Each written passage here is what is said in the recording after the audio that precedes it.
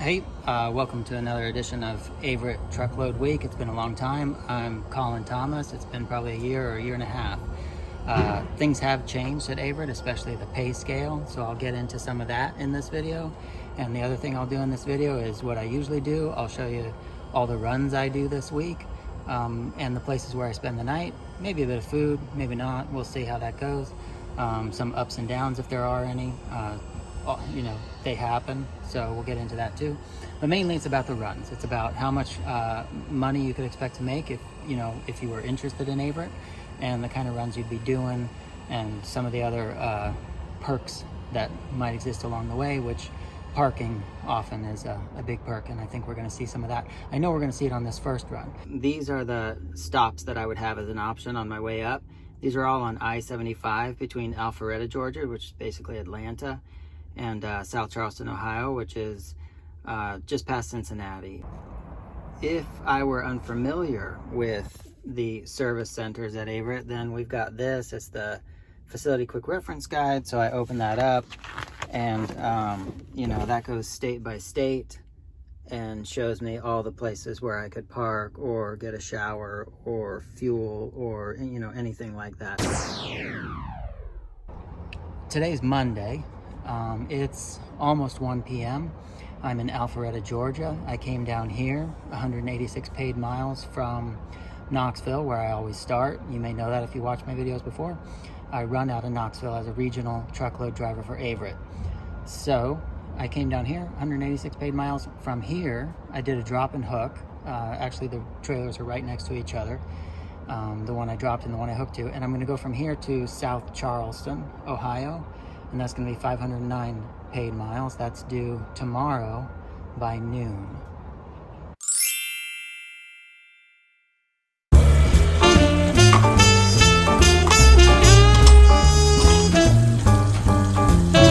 So last night I decided to stay here because it's right off the highway and it wasn't late. It was still about 8 or 8:30 in the evening, which meant that this place still had spots, most likely. Also, the Averitt Corbin lot is about 2 miles off the highway, and even though that only adds up to 2-4 miles, it saves me something.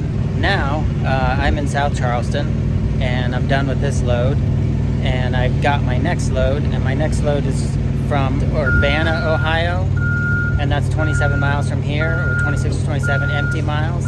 And then I pick up there and I take that back to Loudon, Tennessee, and that's going to be 300 and something miles. So I add those two mileages together and I come up with less than 450 miles, which is the minimum. And I'm going to not say anything more about that now, because right after this I'm going to explain. We'll go ahead early in the week and explain the new Averitt Pay Scale. In any case, I'll be heading straight down the way I came up I-75, so I'll be going back through that. I'll have the same parking options on the way down, so Cincinnati again, Lexington, etc. All right, so let's look at the Averitt Pay Scale now for regional drivers, which is what I do, truckload. So there you see starting pay.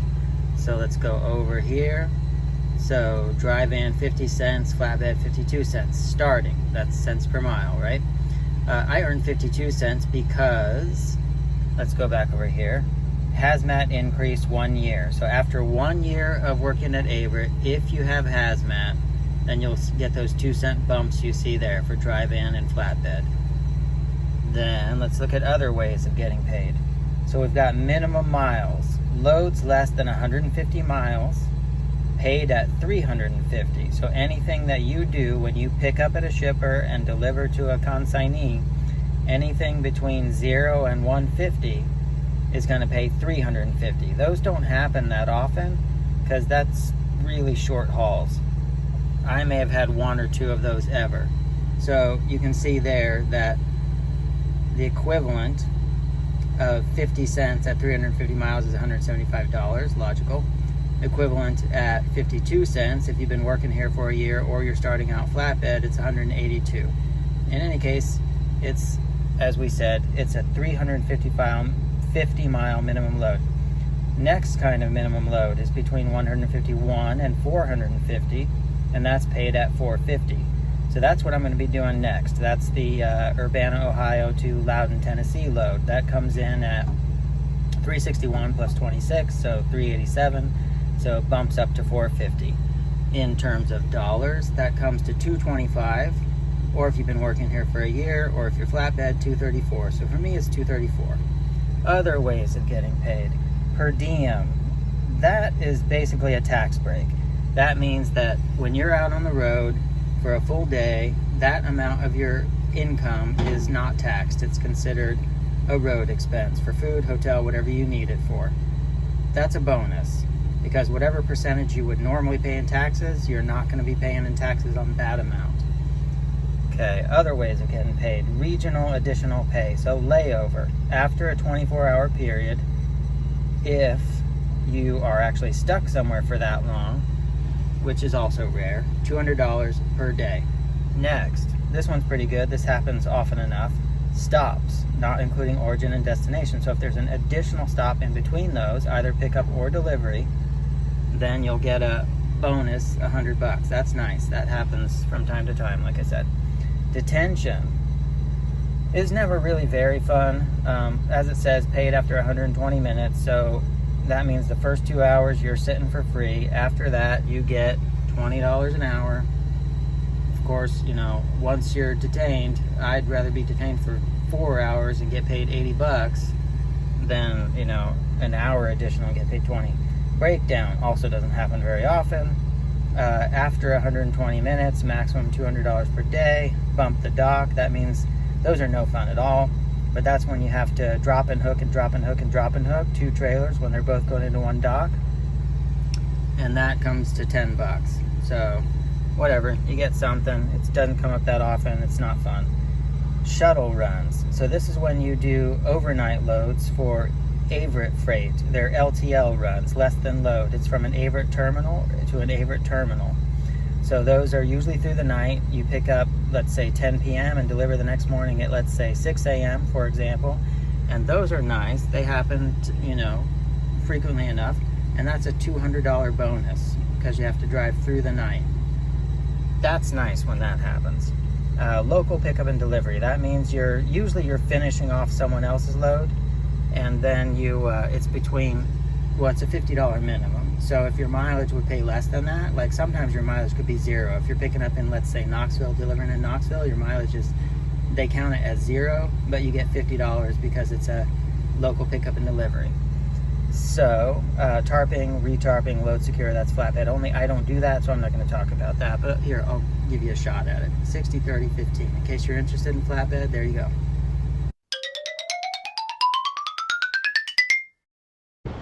So the guy in that truck over there that's backing up to the trailer, I just bumped into him and he said that he saw my videos and came to Averitt after watching my videos.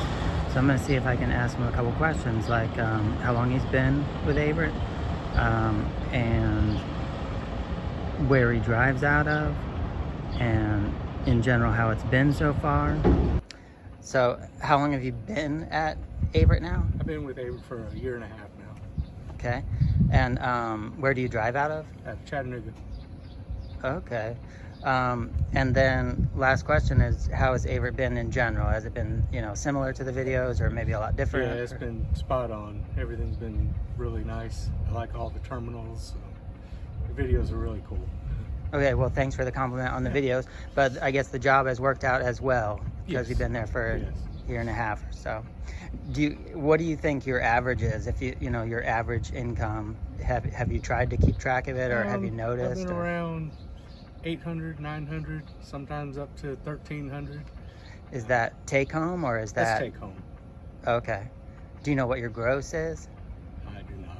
You think more about the take home? That's the most important thing. Yeah. Okay. All right. Well, thanks for letting me ask you some questions. Yeah, no problem. So thank you, Jeff, very much for you know, answering those questions for me. I appreciate that. About the take home money, though, I kind of wanted to comment on that. So if you claim, you know, just yourself, you're going to be paying more in taxes straight out of your check than if you're claiming a whole family of 5. Another factor would be 401k.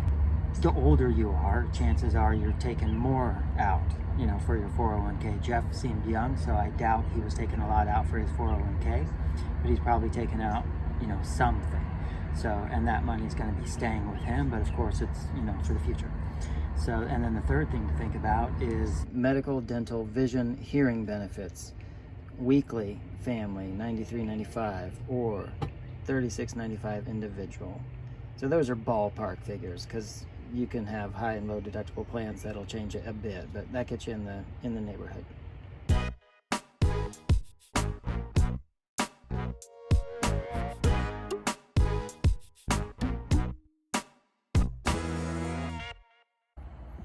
Tuesday night. So as you know, I was thinking about coming to this yard last night, but we ended up here tonight instead.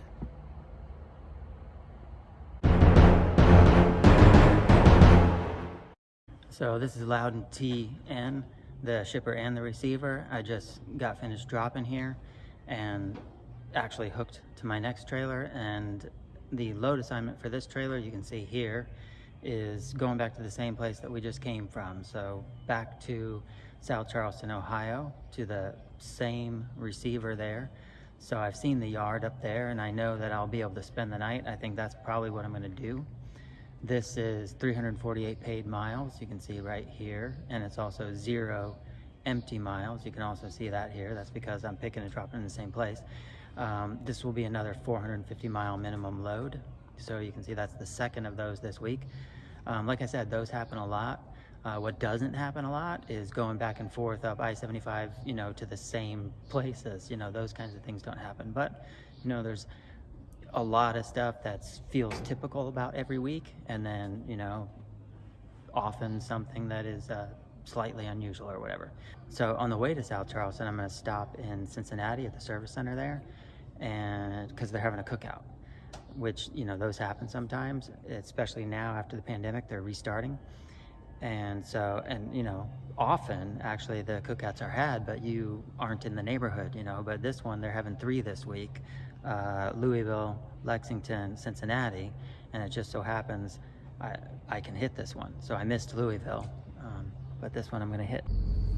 So I decided to stay here last night at this Flying J because there was a space for me. It's only about 20 miles away from my delivery. Also, here's some pictures of the tail end of the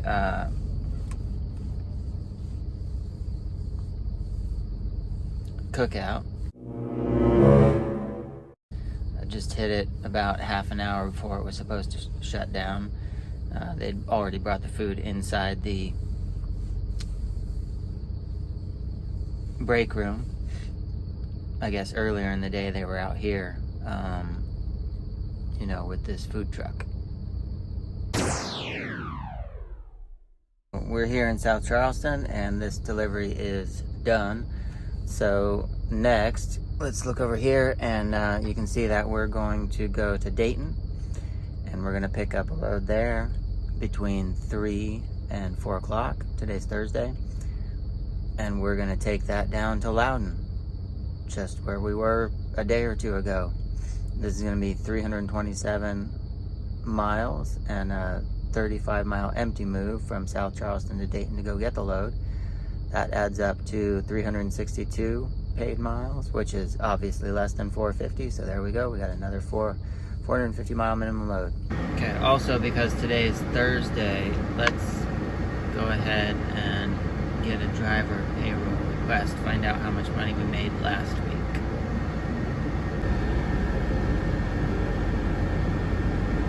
Last week was a good week. You can see gross pay high. You can also see what got deposited in my account, which is almost $400 less. So we talked before about where that money might be going. Here at the bottom you can see a couple things. So total miles is what you get when you add up the loaded 2345 plus the empty 387 plus the minimum. The minimum, I didn't have a lot of those 450 minimums last week, but you know, a little bit of 162 had to be added to something to get to 450. That also accounts for that 3224. That's what that minimum pay is about there. But still, even then, when you add that all up, 27.94 times my rate, 52 cents, then you still come out to like 1,400 and something. So what I'm not seeing on here is the $200 I had one of those $200 LTL loads last week where you go overnight. So although it's not listed on here, I did use a calculator already, and I saw that all the money adds up to what it should be. So all those miles times 52 cents comes out to, like I said, $14.52.88, and then the 200 additional dollars gets me to $16.52.88. So last week was a great week, you know, for me, no doubt about that. This week's looking like it's going to be less.